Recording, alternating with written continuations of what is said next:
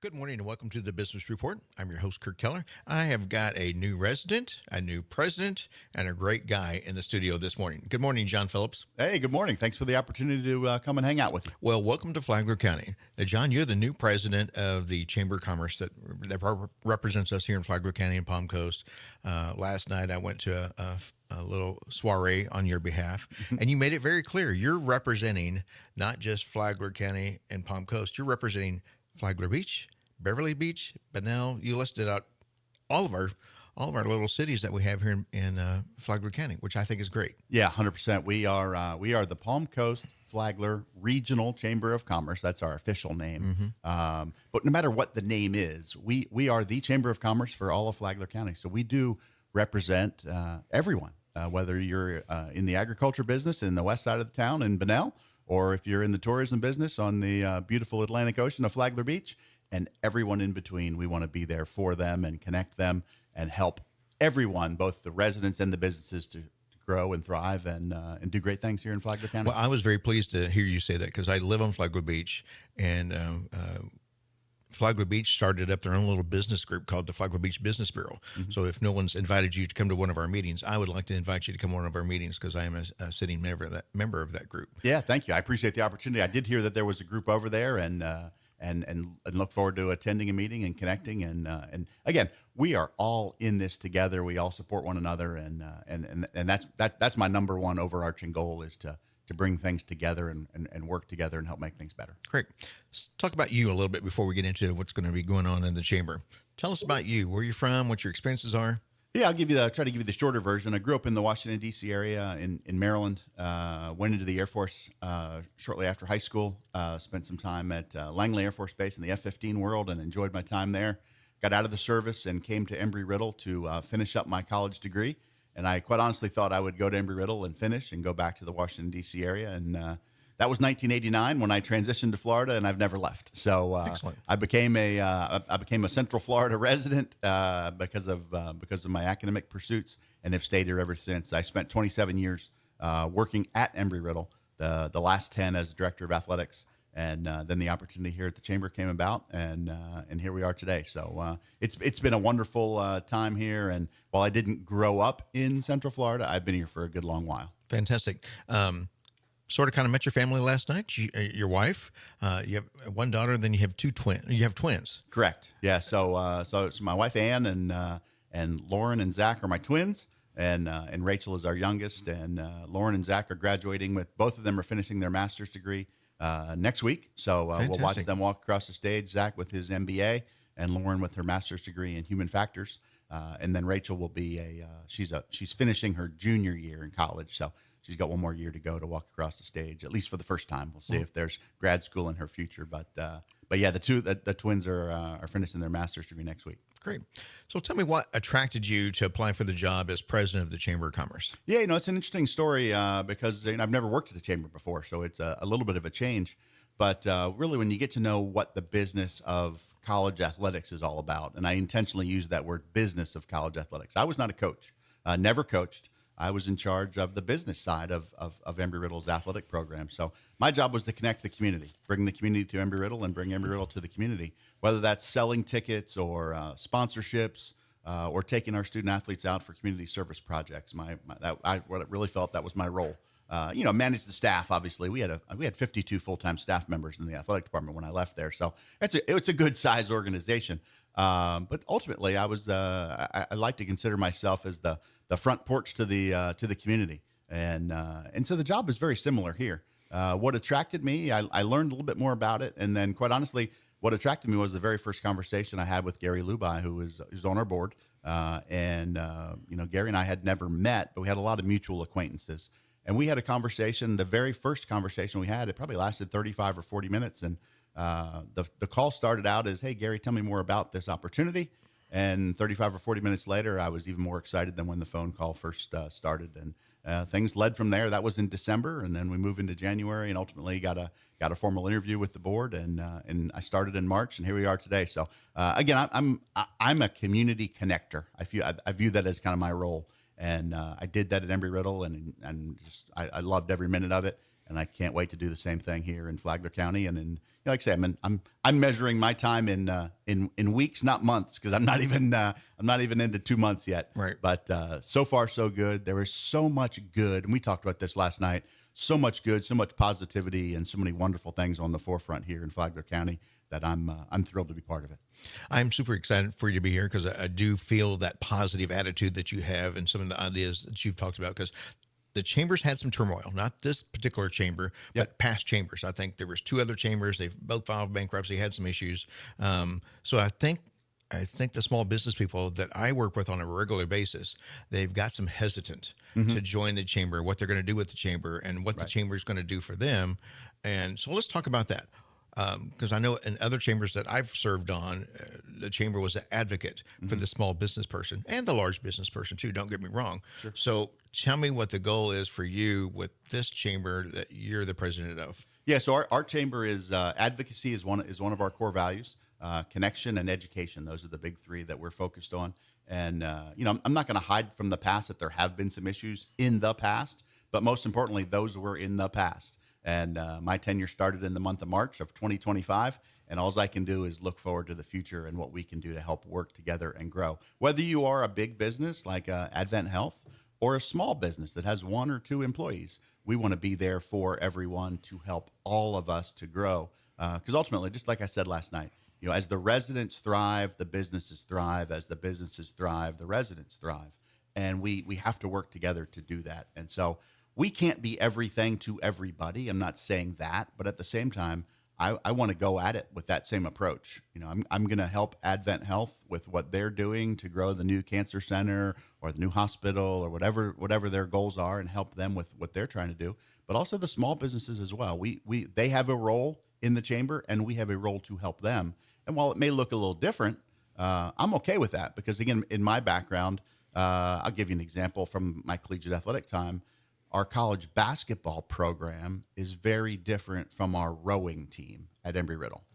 Basketball, there's fans, there's spectators, there's season tickets, there's broadcasts on the air. There's quite a bit of revenue in college basketball.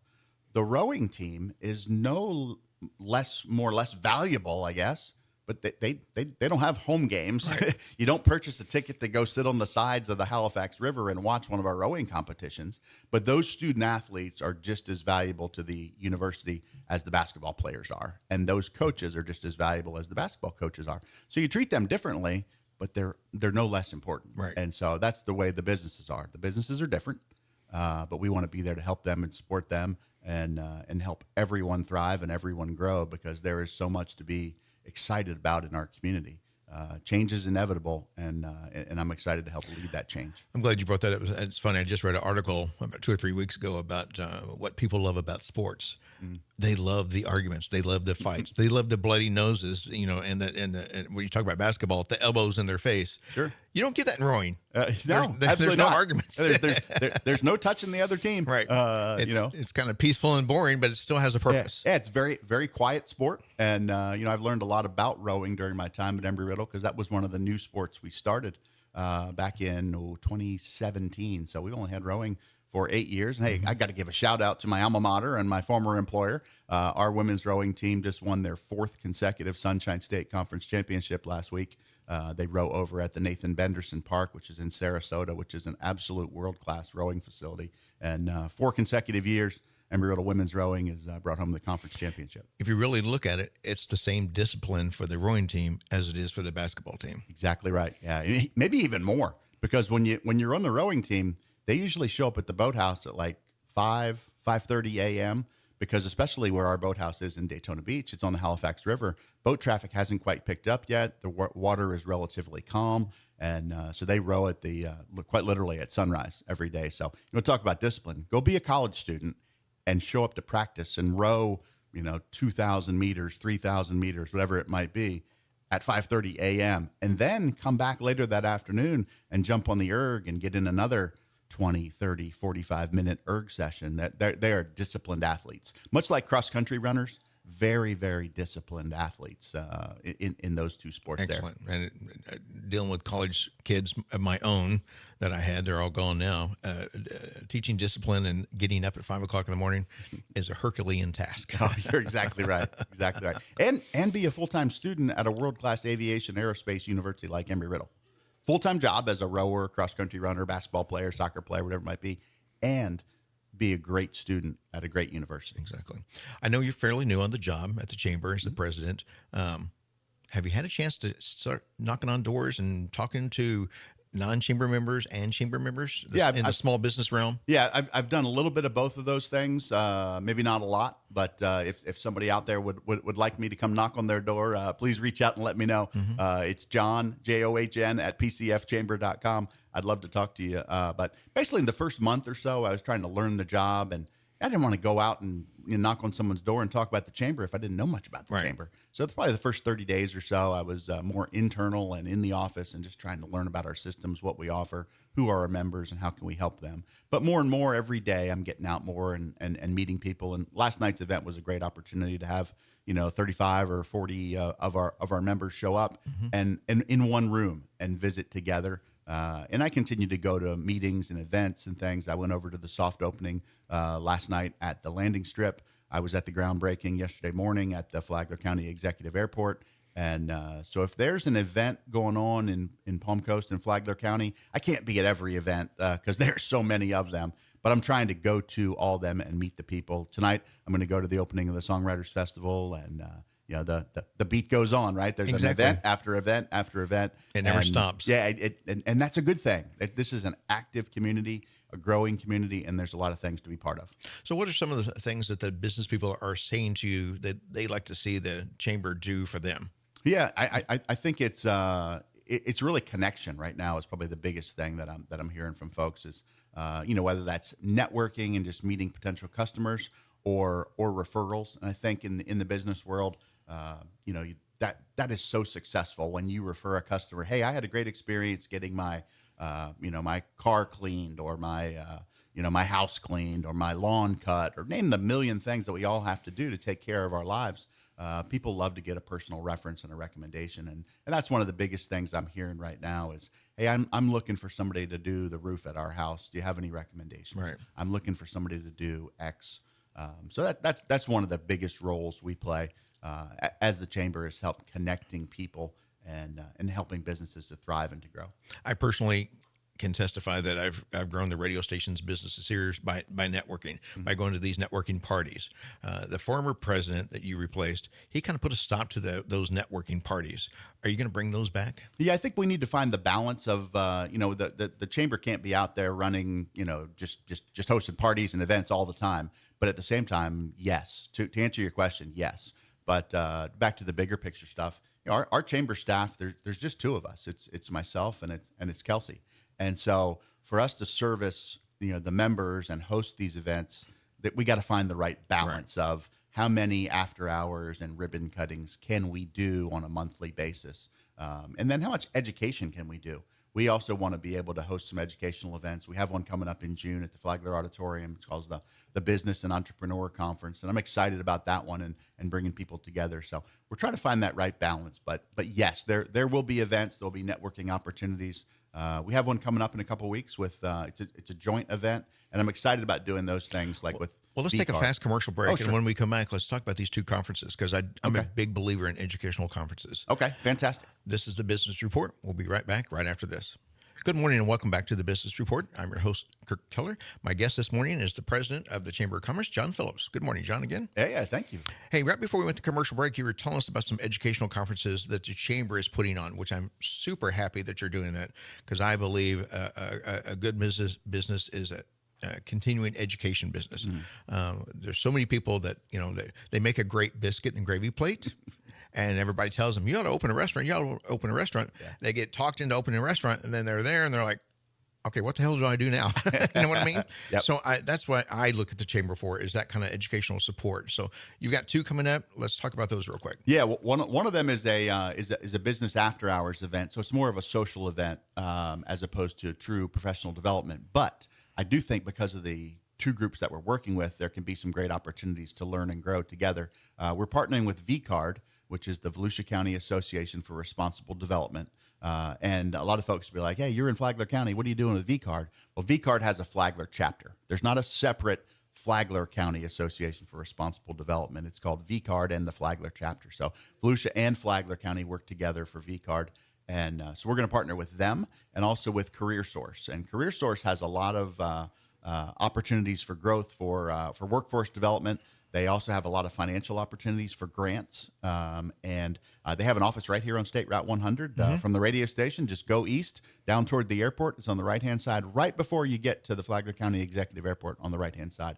So CareerSource is actually Brevard, Volusia, and Flagler. So now we're expanding our region even more and partnering with the two of them and the Chamber. That's the third in the trifecta to host an event on May 14th.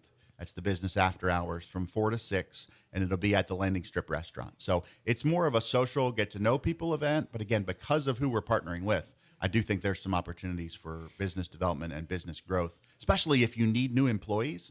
You know, CareerSource has some grant opportunities. There's a lot of wonderful college students training out there. programs too that I love. Yeah, they do. Yeah, you can learn everything from the basics of how to use Microsoft Word or Excel if you need to brush up on your computer skills, to how to improve your resume, how to improve your interview skills, and many other things in between. But we're going to partner with them on May 14th at the Landing Strip restaurant along with VCARD, and that's a social event.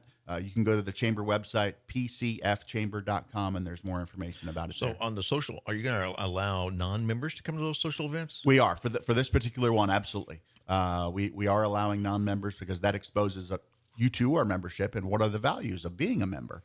The rate to attend is a little bit different. I think it's $10 for members, and it's either $15 or $20 for non-members. So it's not a huge difference, but again, trying to find the value in membership and connecting folks. And then the second event is truly professional development, and I am a huge proponent of it. When I was in the collegiate athletic space, I was always attending our annual conferences and always looking for ways to grow and get better at my job, no matter what your job is. If you're an athletic director or a chamber president or a business owner or an accountant, everything in between. So this one is called the Business and Entrepreneur Conference. It's not just for entrepreneurs. That's why the business word is in there. So don't be scared off by the entrepreneur part if you work in a bigger business and don't own your own business. We're going to have 3 outstanding speakers. The leadoff speaker is Coach Steve Ritter, who's the basketball coach at Embry-Riddle, who I worked with for a number of years. I have seen a lot of great motivational speakers who talk about passion and leadership and discipline, and Steve Ritter is among the best you'll ever see. I can come to the event and walk away and tell me that I'm wrong, because he is an amazing speaker. Don't just think he's just a basketball coach. He is an amazing speaker. He's going to kick us off, get the energy and excitement and passion going in the room. And then through Dr. Alvin Jackson, the city manager of Bunnell, we've been connected with a gentleman he lives in Nigeria. That's his year-round home, but he's going to be in the States, and our schedule synced up for him to be here. I honestly don't know how to pronounce his last name. We're just going to call him Dr. Remy. All right. It's Remy, and his last name starts with a C, and he's from Nigeria, and I don't know how to pronounce it yet, but I will learn before the event. You and I are going to get along very well, because I butcher people's names all the time. Yeah. When I introduce him on June 20th, I'll know how to pronounce his name, but until I learn, I'm not going to try to mess it up. And then our keynote speaker is a guy by the name of Dwayne Knapp, and he is actual resident here. I believe he lives in Hammock Dunes, but he lives in Flagler County. I know that for sure. He has written a book called The Brand Promise. And whatever your business is, branding is important. And sometimes when you use the term branding, people think of a logo. Well, that's not what I'm talking about. I'm talking about what do you think of? What is Chick-fil-A? Oh, my pleasure. Right. It's great customer service. What is Disney? No, not their logo. What's the Disney brand? It's clean, it's wholesome, it's family, it's fun. That's Disney. That's Chick-fil-A. Southwest Airlines, it is a fun airline. The Savannah Bananas, that's a fun, entertaining sports event. Right. So that's what branding is. Personal brand. What are you known for? Or what is your business known for? And so Dwayne Knapp is an expert in that area. Again, he's I don't know if you're I think of in the music industry, you have a platinum record or whatever. Right. I don't know how many books he's sold, but he's sold a bunch, and he's going to be our How about keynote award speaker. winner? Let's just say he's an award winner. Yeah. Award-winning author Dwayne Knapp is going to talk about brand promise. And again, if you're a small business, big business, or anywhere in between, your personal brand, your company's brand are incredibly important. And so those are our three speakers: an entrepreneur from Nigeria, a great college basketball coach who's a motivational speaker, and then Dwayne Knapp talking about brand promise. Flagler Auditorium, June 20th, and it runs in the morning. It's about a half-day event. Starts at 7:30 in the morning and finished by 11, so that folks can either get back to the office or on a Friday afternoon in the month of June, maybe get to Flagler Beach a little bit early, or get back to the golf course, wherever you might want to be. But 7:30 is when we kick off registration. We'll have a networking session from 8 to 8:30, and then at 8:30, Coach Ritter will kick us into high gear, and we'll wrap it up around 11 o'clock. Let's talk about the advocating. Will you have, or do we have a lobbyist representative that goes to Tallahassee on a regular basis and lobbies on behalf of Flagler County businesses? Yeah, we do not. The chamber does not have a lobbyist that we are partnered with or contracted with. We like to think of ourselves as lobbying on behalf of the businesses. Right, exactly. Our chamber does not endorse candidates, but we do support issues. So how do you get things passed at the House in Tallahassee? Is that you going to Tallahassee and making a speech? It certainly could be. I have not been to Tallahassee yet. I've only been here for a couple of weeks. But like our Palm Coast city representatives and county representatives went a couple of weeks ago and met with our local legislators, whether that's Tom Leek or Sam Greco or both of them. I will be part of that group in the future and go to those events and meet with them, and I guess lobby, maybe this is the right word. So maybe it's me. Maybe I'm the lobbyist, but I want to be able to advocate for our residents, and that's a key word there, residents and our businesses, because infrastructure impacts everyone. And I know that's a critical thing that we're focused on here in Flagler County, and that is some of the great grant work that we get from the state to help support our infrastructure. You look at the airport yesterday with the groundbreaking there. The vast majority of the money, about $11 million, I think $11 million of the 11.6 million has come from outside of Flagler County. So that's a pretty good ratio. That is. And so lobbying on behalf of the business community and the residents of Flagler County is one of the things that we will do. And while I'm talking about Sam Greco and Tom Leek, we do have the Post-Legislative Luncheon with the two of them. It's on May 30th out at Hammock Dunes. Again, that information is also on our website, pcfchamber.com.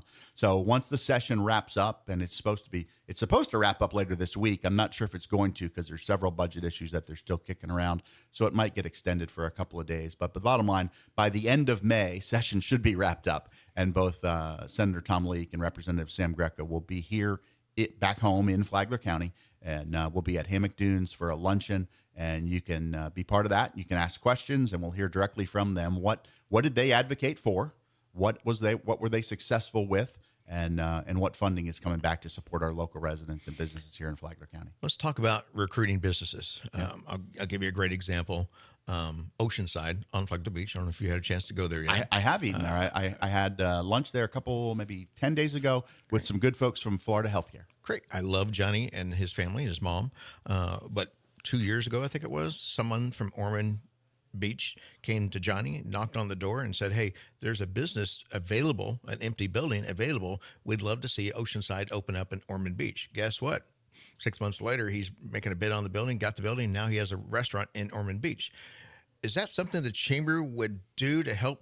Like I always say, Harris Grocery, it's the only locally owned and operated grocery store in Flagler County. I'd love to see them on Flagler Beach if somebody would knock on their door and say, "Hey, how'd you like to open up another location if we can help you?"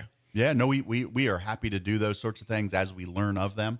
I know that both the city of Palm Coast and Craig McKinney and in Flagler County with Dolores have people who have the title of economic development director or economic development manager, depending on what municipality you're part of. So that is their job full time that they do, and we support them. Craig was at our event last night and want to support him. And I've met with Dolores as well. So as we all work together, the chamber can't do that by themselves. But if somebody comes to us and asks us to go out and advocate on behalf of whether that's a commercial property that says, hey, we need somebody to fill this space here. That is a role for us. Absolutely. I just thought that was a smart move. I've always thought it was a smart move because Johnny and his family are already established. They've already been proven to be great operators. Got an empty building. It's a few miles down in Volusia County, not Flagler County. But I thought that was a very smart move. But I would like to see small businesses expand here in Flagler County alone. Yeah. That's a award, going back to the award-winning word, like Harris Grocery. I think it's a fantastic grocery store. Yeah, I'll give you an example. And I had no role in this, but Hooligans, which is here in Palm Coast, that started in Ormond Beach, and there are 4 Volusia County Hooligans and only 1 in Flagler County. But Tim Curtis did decide to open a Hooligans here in Palm Coast, and I think that's been a great move for him and for his business. And whether that's Hooligans opening a 6th location or someone else doing something like that, we are all here to support that, because again, as those businesses thrive, our residents enjoy them, support them. Everybody wins. So I'm a huge advocate of locally owned and operated businesses. I push that all the time. So I'm glad to see you're on that. Yeah, same. Tim Curtis, his dad Walter Curtis started the very first Hooligans at the corner of Clyde Morris and Granada, right there in Ormond Beach, and then ultimately led to additional locations. Destination Daytona on US 1, which is almost in Flagler County, almost is one of the Hooligans. They have another one in Daytona right by the airport. They have one in Port Orange, and then of course the local one here to Flagler County is in Palm Coast, just up off the Palm Coast Parkway. So again, that's a local. It's not a national chain, even though they are all very, very successful with 5 locations. They are still family owned and operated, and Tim and his family and his partners have done a great job there to grow their business, and we want to help them. Another great operation that always serves great food. Yeah. 100%. John, thank you very much for being on the show this morning. Throw out your contact information if we want to join the chamber or have questions about joining the chamber. Yeah. Or just want to talk and say hi to John. Yeah, please do. I am always open to that. Again, the email address is John, John, John at PCF Chamber, as in Palm Coast Flagler Chamber.com. John at PCFchamber.com. And you can also go to our website, which is the same, PCFchamber.com. There's a link for events. Just click the event page, and you can see what our business after hours, our ribbon cuttings, our educational events, whatever those might be. They're all listed there. But better yet, just shoot me a note and say, hey, you heard me here on Flagler Radio, right, and you want to get connected, and I would love to meet in person, shake a hand, give a high five, and get to know you and your business better. I'd also like to announce that you're taking this show over. This is going to be my last show to host. You're going to be the new host of the Business Report, and you're going to change the name up a little bit, the Chamber Business Report. Yeah, we're just going to put the Chamber word in there, so to become the Chamber Business Report, and I'm thrilled for that opportunity that David presented to me. I have done some broadcast work in the past. Hopefully I can keep the standard at the level you've set. That is my goal, but ultimately I'm thrilled to do that. I'm thrilled to tell the story of our chamber members, and obviously that's something we can do here on the radio. But then also, as you well know, this is not just going to be on the radio. Right. This is going to be on the website, on the Facebook, and the reels and everything else. The multimedia experience that you get here through WNZF and all of Flagler Radio is definitely something that's worthwhile, and we appreciate the help. And I'm looking forward to our first show here in a couple weeks. All right, fantastic, John. Thank you again for being on the show. Yeah, my pleasure, Kirk. That's the Business Report for this week. We'll see you next Saturday.